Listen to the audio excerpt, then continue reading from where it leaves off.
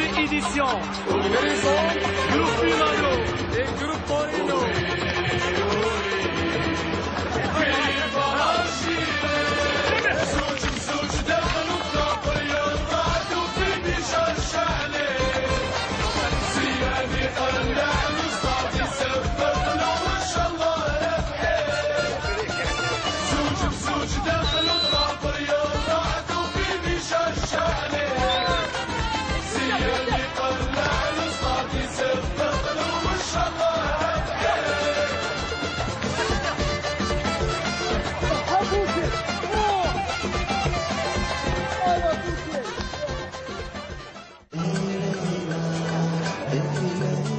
Rafik Saïfi en tête du cortège. Ils arrivent de tous les horizons, d'Angleterre, de France ou du Qatar.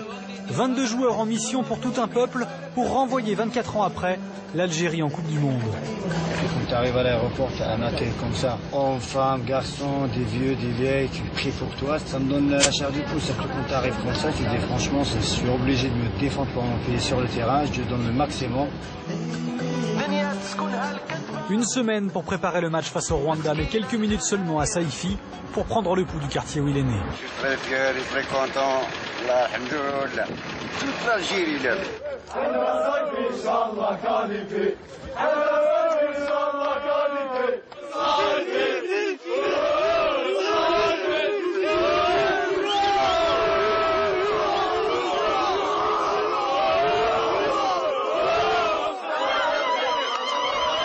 Je suis descendue en bas pour le voir. Je ne l'ai pas vu, j'ai vu la foule. Il y avait plein de voisins, ses amis d'enfance qui le supportaient avec une très grande joie. Alors moi, j'étais aux anges.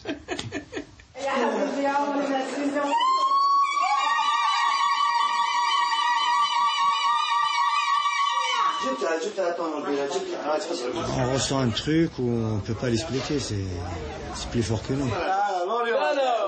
Et je suis prêt pour entamer la semaine avec un moral bien élevé. Rafik Saïfi, c'est le grand frère de la sélection. Ses cadres, Ziani, Mansouri, Belhadj, ont grandi en Ligue 1. C'est la France qui alimente la sélection algérienne. Et cette semaine, sur les 22 sélectionnés, 13 joueurs y sont nés et y ont été formés. Du jamais vu, car un nouveau règlement FIFA vient de permettre à Mourad Megni et Hassan Yebda de changer de couleur. Champions du monde chez les jeunes avec les Bleus, mais jamais sélectionnés chez les grands, ils viennent d'intégrer la sélection de leur pays d'origine. Les radios, il y a pas. Alors, il y a bien une première réaction à ta convocation à l'équipe nationale quand tu l'as reçue. Je suis fier d'être ici. Moi, je ne veux pas dire que j'étais surpris parce que voilà, c'était déjà fait un peu avant. Les joueurs, je les connais tous déjà avant. Je connaissais Karim Ziani, Belhadj. J'ai déjà dit que je suis disponible, bien sûr. C'est un truc de fou là. Ouais, c'est marrant parce qu'ils posent 50 fois les mêmes questions, mais c'est normal. Je suis nouveau, donc voilà, ils posent beaucoup de questions sur l'intégration, etc. On va les aider, mais je ne sais pas comment. Mais la preuve, ils sont déjà, c'est eux maintenant qui nous aident. Et maintenant, il reste encore, je pense, à partir de demain, il faut rentrer dans le match et se concentrer. Parce qu'il y a trop de médias, il y a trop de pubs, tout ça. Maintenant, il faut baisser un peu le rythme. L'autre secret de la réussite actuelle, une organisation quasi sans faille. Voyage en première classe, encadrement professionnel et surtout hébergement loin de la folie algéroise, à l'hôtel du centre militaire de Beni Messous, Xueux, mais fermé à double tour.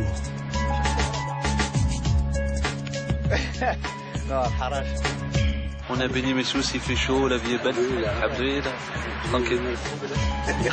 Une sélection aux petits soins. Ah, des petites lasagnes, de la mayonnaise. Des conditions dignes des plus grands clubs européens et l'ambiance s'en ressent. Tu peux manger avec nous? Notre caméra sera la seule autorisée à pénétrer dans le terrier des Fennecs. Là, c'est la nouvelle tendance. Voilà. Ah ouais, ça c'est la nouvelle génération. Ça c'est où? Moustapha Schemblach, les Allemands. Vas-y, répète, comment t'as dit?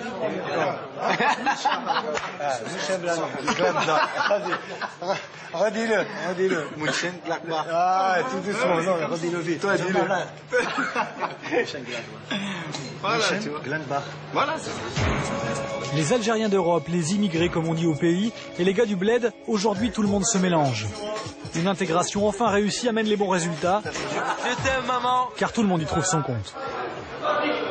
Au début, on regarde d'un mauvais œil, mais après, quand on voit que les résultats sont positifs, en fait, on s'aperçoit que c'est nécessaire aussi. La plupart des joueurs qui évoluent en équipe nationale et même la plupart des titulaires, excepté moi qui joue à Sétif, mais j'ai été formé à Lyon, sont formés en France, quoi. Au niveau football, c'est intrinsèque, il n'y a pas une grande différence, mais c'est au niveau, on va dire, intelligence dans le jeu, au niveau tactique, où on sent que certains joueurs ici ont quelques lacunes, en fait, qui est dû au fait qu'ils n'ont pas été formés, on va dire, dans certains centres de formation.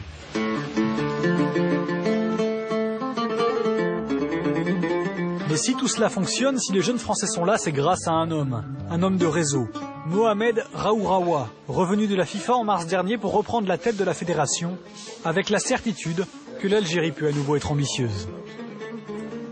Le jour de mon élection à l'Assemblée générale, j'ai dit que mon objectif était la Coupe du Monde et c'est devenu l'objectif de toute l'équipe technique. Je pense qu'au départ, ça me semblait difficile. On s'est amélioré énormément. La fédération est devenue beaucoup plus professionnelle parce que ce n'était pas le cas il y a une année de ça. On n'était pas dans les mêmes, on était dans des hôtels de 5 étoiles, mais qui étaient ouverts à tout le monde. Tandis que là, nous sommes dans un cadre fermé où on peut avoir le maximum de concentration, d'autant plus que maintenant la notoriété de l'équipe nationale a dépassé ce qu'on pensait au départ.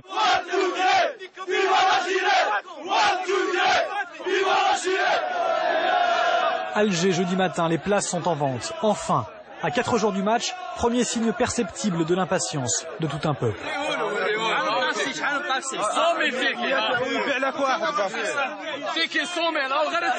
Est-ce que tu as ton ticket? Oui, j'ai un ticket. Depuis 4 heures du matin que je suis ici, et alhamdoulilah, j'ai un ticket. Et vive l'Algérie. On sacrifie, on fait tout pour l'Algérie. 24 ans que l'Algérie attend de revivre cette émotion. Chanter son hymne pour une Coupe du Monde avec les Madjer, Kourichi, Belloumi ou Daleb. La dernière, c'était en 86. Mais celle qui a marqué l'histoire à jamais, c'est 82 et la victoire face à la grande Allemagne de l'Ouest. Je pense que c'était l'âge d'or du football algérien. Nous dominions le football au niveau africain. C'était une fierté pour toute l'Algérie. Je crois que maintenant, une qualification Coupe du Monde, ça compte beaucoup. C'est très important. On est des dieux, donc c'est pour ça qu'on ne peut pas les décevoir. Et je pense que nous, quand on avait joué en Espagne en 88, quand on a battu l'Allemagne, l'Algérie était tout en folie. Mais tout le monde a participé. Il n'y avait pas que les jeunes. Il y avait les vieilles dames avec leur voile et tout ça. Tout le monde a participé. Il y a des équipes qui marquent. Et l'équipe de 82 a vraiment marqué le football algérien. Et je pense que celle-ci était capable de faire autant. La nouvelle génération, face à son histoire et celle du foot algérien. Grosse pression en guise de transmission du flambeau. On va faire un match, les nouveaux contre les anciens. On va les exploser. Il faut que vous fassiez un truc genre merci en groupe. C'est-à-dire... merci à vous les anciens de nous transmettre le drapeau, d'accord? Action! À l'occasion d'un tournage pour une publicité, un opérateur de téléphonie a réuni les joueurs de 82 et ceux qu'on appelle déjà leurs successeurs. Ça c'est superbe. C'est bien. Mais attention, le succès enivre. Depuis 3 mois, les joueurs sont partout, en 4x3, sur les abribus, ça rapporte. Les recettes de la fédération ont été multipliées par 10, un pactole bienvenu, car le socle reste très fragile. Peut-être le déclic, si une politique hardie est suivie derrière une qualification, Inch'Allah, en Coupe du Monde. Il ne faut pas se gargariser, dire que nous allons en Coupe du Monde, c'est fini, nous sommes les meilleurs. C'est pas vrai. Le symbole de cette fragilité, c'est le club leader du championnat, le Mouloudia d'Alger. Son entraîneur, le Français Alain Michel, doit composer entre instabilité chronique, errance et gaspillage. À l'arrière du grand stade du 5 juillet, c'est là que le plus grand club du pays tente de travailler. On a réussi à coloniser ça. Bon, on arrive à avoir le terrain tondu. Bon, il faut de temps en temps de marquer un peu plus, mais bagarrer pour aller pour le tracer, pour le reste. Mais bon, l'endroit est pas trop mal, il y a des grillages, bon, le cadre est plutôt sympathique. L'an dernier, il y en avait un autre là-bas, vous voyez peut-être en passage, c'est un terrain d'athlétisme. Mais bon, le terrain était un peu pourri, il y avait beaucoup de trous, donc on laissait quelques chevilles de temps en temps. Donc on avait bagarré pour venir ici, véritablement. Mais sans ça, on pouvait aller aussi là-bas.